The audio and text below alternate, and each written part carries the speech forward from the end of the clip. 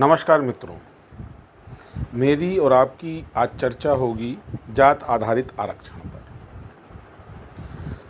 एक बड़ा प्रचलित शब्द है वैश्विक सामाजिक राजनीति में, और वो है नस्लवाद, रेसिज्म। भारत में मूल संविधान में संशोधन करके जात आधारित आरक्षण को स्थान दिया गया। इसके पीछे हमारे राजनेताओं का जो मत था, जो सोच थी, वो मेरी समझ में वो किसी जात विशेष का उद्धार नहीं थी, बल्कि भारत की जनता की असाक्षरता को लेकर के, उनके दोहन को लेकर के उन्हें वोट बैंक बनाने की नीयत थी। जात आधारित आरक्षण भी एक तरीके का नस्लवाद है। गत 72 वर्षों से वोट बैंक के लिए कुछ विशेष जातों को उनका परित्याग कर, कुछ दलित शब्द के नाम का दुरुपयोग या उपयोग करते हुए जिस तरीके से कुछ जातों को आरक्षण दिया जा रहा है, सवाल ये उठता है कि क्या ये आरक्षण सभ्य समाज में स्वीकार्य होना चाहिए। तर्क ये दिया जाता है कि इन दलितों के ऊपर आज से 100 साल पहले बड़ा अत्याचार होता था। मैं भी मानता हूँ अत्याचार होता होगा। समाज की जात आधारित संरचना के आधार पे तत्कालीन समृद्ध लोगों, बल समृद्ध लोगों द्वारा, धन समृद्ध लोगों द्वारा हो सकता है इन जातियों का उत्पीड़न किया गया हो। इसको मुझे स्वीकार करने में कोई गुरेज नहीं, क्योंकि इस तरीके की कमोबेश कुछ घटनाएं आज भी कहीं कहीं समाज में देखने को मिलती है। परंतु प्रश्न ये है कि इन जातियों के साथ अगर 100 साल पहले कोई अत्याचार हुआ है तो क्या उसका बदला अब लिया जाना उचित है, क्या न्याय संगत है? और वो भी उन स्थितियों में जब भारत का उच्चतम न्यायालय कम से कम 4 ऐसे लैंडमार्क जजमेंट दे चुका है जिसमें उसने यहाँ तक कह दिया कि जात आधारित आरक्षण समाज के लिए कोड है। तो क्यों कर नहीं इन राजनीतिक पार्टियों को समझ में आता है।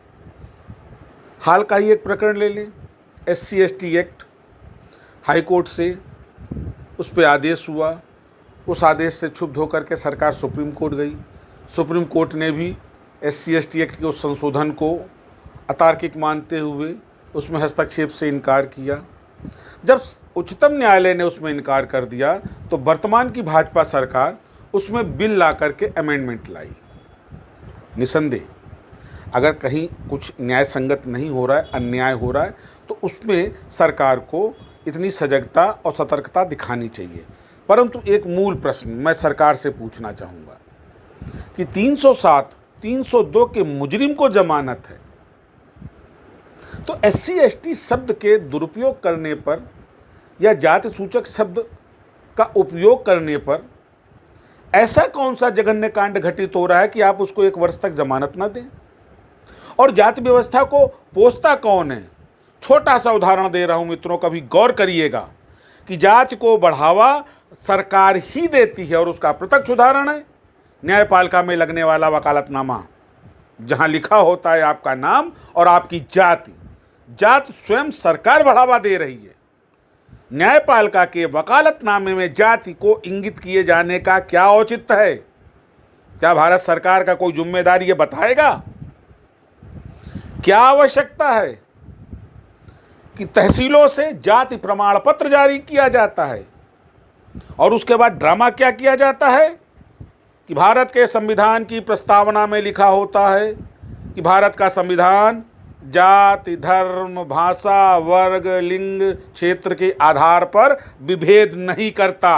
ये दोहरा चरित्र पिछले 72 सालों से हिंदुस्तान की सरकारें आम जनता के साथ अपना रही हैं। क्या इसको स्वीकार किया जाना चाहिए?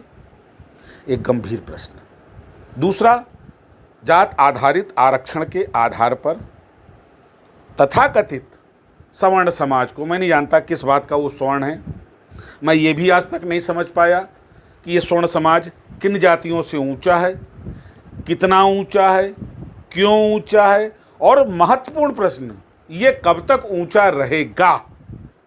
क्या भारत सरकार, भारत की राजनीतिक पार्टियां इसका जवाब देने में सक्षम है कि ये सवर्ण समाज कब तक इन जातियों से ऊंचा रहेगा और ये क्यों कर ऊंचा है। मित्रों, कई ऐसे गूढ़ और गंभीर प्रश्न हैं जो कि अब हमको आपको समझने पड़ेंगे।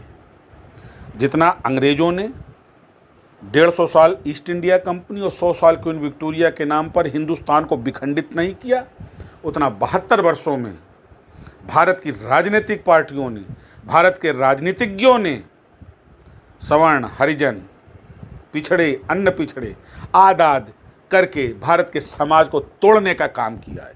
हिंदुस्तान को जितना खतरा चीन से नहीं है, हिंदुस्तान को जितना खतरा पाकिस्तान से नहीं है, उससे ज़्यादा खतरा इन राजनीतिक पार्टियों से है जो आज भी समाज को तोड़ने में लगी है केवल वोट बैंक के लिए। ये एक बहुत गंभीर प्रश्न है और इस पर सर्व समाज को सोचना पड़ेगा कि कहीं उनके साथ, उनकी भावनाओं के साथ खिलवाड़ तो नहीं कर रही हैं ये पार्टियां, कहीं समाज में बिलगाव ला करके समाज को तोड़ तो नहीं रही हैं पार्टियां। क्योंकि जब समाज टूटेगा तो जाहिर सी बात है देश भी टूटेगा। यदि आप मेरी बात से सहमत हो तो मेरे चैनल को लाइक करें और सब्सक्राइब करें। नमस्कार।